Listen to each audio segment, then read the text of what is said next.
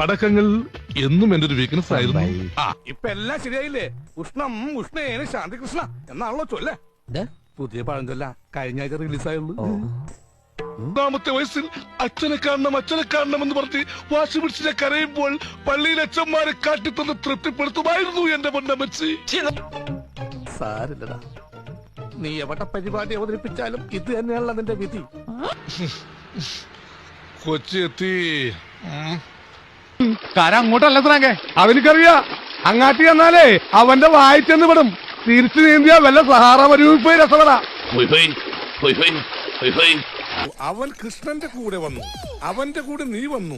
നിന്റെ കൂടെ ആരെങ്കിലും വന്നിട്ടുണ്ടോ? ഞാൻ വരണോ? ഇതെന്തും മറിമായും എനിക്ക് ഭ്രാന്തായി പോയതാണ്, അത് നാട്ടുകാർക്ക് മൊത്തം ഭ്രാന്തായ. Happy birthday.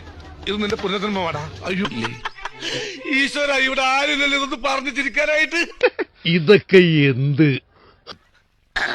സാക്കളെ, കേരള ഫയർഫോഴ്സിനും ഇവിടുത്തെ നാട്ടുകാർക്കും മണവാളാൻ സൽസിന്റെ പേരിലും എന്റെ വ്യക്തിപരമായ പേരിലും ഞാൻ നന്ദി രേഖപ്പെടുത്തിക്കൊള്ളുന്നു.